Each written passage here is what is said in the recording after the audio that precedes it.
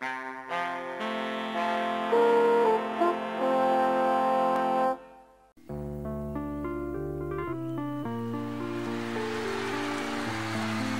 amigos, bienvenidos a este espacio de radio, El Asalto de los Mirmidones, en el que abordamos diferentes conflictos internacionales actuales. Soy el Dr. Alexandro Palomo y les voy a acompañar durante los próximos minutos.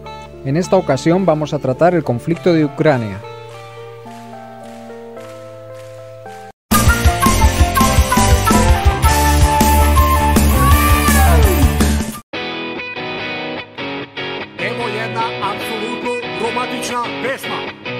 El conflicto de Ucrania es un conflicto de breve trayectoria. Comenzó en el año 2013 y se prolonga hasta nuestros días. Vamos a hacer un repaso de la evolución y las causas de este conflicto a fecha de este año, 2018. Este conflicto ha enfrentado dos posturas políticas y a dos comunidades en el país. Mayoritariamente la población del oeste del país se siente europea y pro-occidental, mientras que la mayoría de la población del este se identifica con Rusia y es prorrusa. El conflicto político derivó en un golpe de Estado, la independencia de algunas regiones orientales y una guerra civil.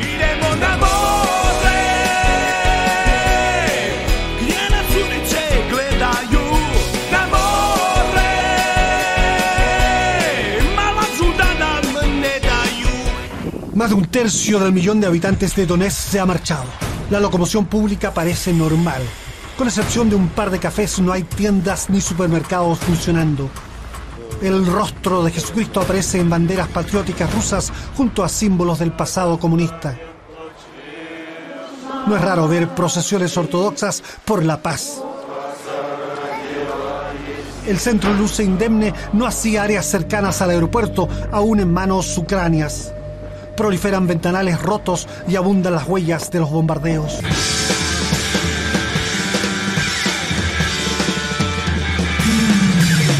¿Qué es el Euromaidán?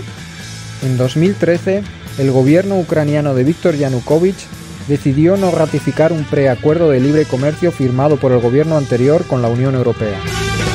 Esta decisión fue el detonante de una serie de protestas contra el gobierno en el centro y el oeste del país.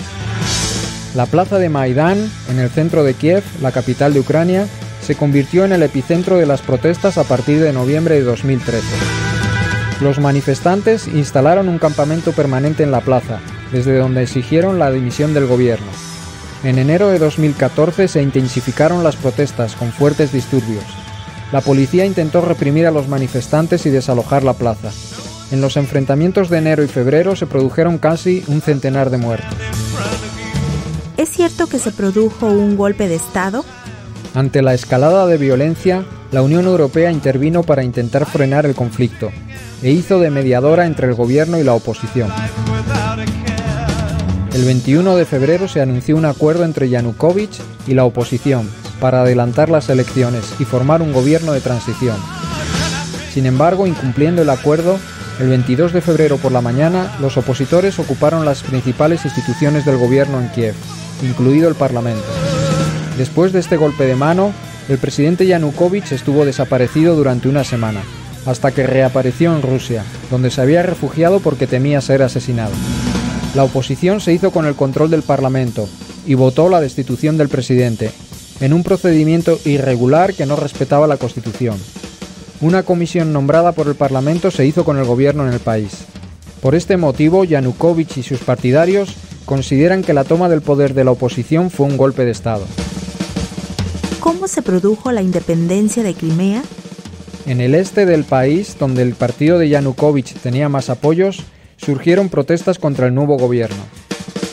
Crimea era una de estas regiones. Finalmente, en la madrugada del 27 de febrero, un grupo de hombres armados tomaron la presidencia y el Parlamento regional de Crimea. El gobierno ucraniano acusó a Rusia de estar detrás de este golpe de mano, y la Unión Europea ratificó dichas acusaciones.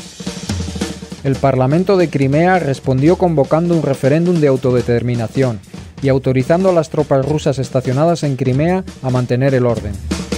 El 16 de marzo de 2014 se celebró un referéndum en Crimea, que aprobó su secesión de Ucrania y su incorporación a Rusia. Sin embargo, el gobierno ucraniano no ha reconocido la independencia de Crimea y considera que ha sido anexada por Rusia. La Unión Europea, Estados Unidos y la ONU respaldan esta postura. El G7, formado por Estados Unidos, Canadá, Alemania, Francia, Gran Bretaña, Italia y Japón, sancionó a Rusia por su política en Crimea, expulsándola del G8. Y finalmente, información de Naciones Unidas. El número de muertos por el conflicto prácticamente se duplicó en las últimas 2 semanas, pasando de 1.129 a 2.086, tan solo desde el 26 de julio al 10 de agosto.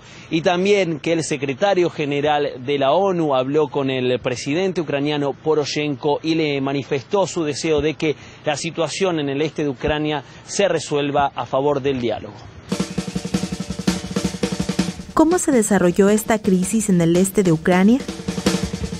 Al mismo tiempo se desarrollaron protestas anti-Maidán en otras regiones del este de Ucrania, principalmente en Donetsk, Lugansk y Kharkov.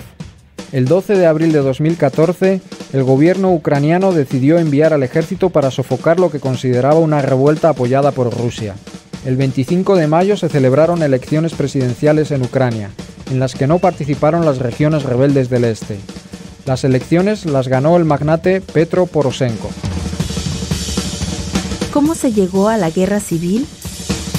El envío del ejército en abril a sofocar las revueltas en el este significó el comienzo de la guerra civil en Ucrania. Los combates se fueron extendiendo por el sudeste de Ucrania. En mayo, Donetsk y Lugansk declararon su independencia de Ucrania y pidieron su anexión a Rusia. Sin embargo, Rusia no dio el paso de admitirlas en su federación. La OTAN, en respuesta al conflicto armado, desplegó sus tropas en países cercanos a las fronteras rusas y ucranianas, lo mismo que hizo Rusia en la frontera con Ucrania. En septiembre de 2014 se acordó el Protocolo de Minsk para poner fin a la guerra. Fue firmado por Ucrania, Rusia, Donetsk y Lugansk, bajo los auspicios de la Organización para la Seguridad y la Cooperación en Europa. Sin embargo, la tregua no fue respetada en todo el frente. En febrero de 2015 se firmaron los acuerdos de Minsk II, en los que los gobiernos de Ucrania, Rusia, Francia, Alemania, Donetsk y Lugansk acordaron un cese el fuego generalizado. Sin embargo, todavía hay combates esporádicos y permanece la tensión en la región.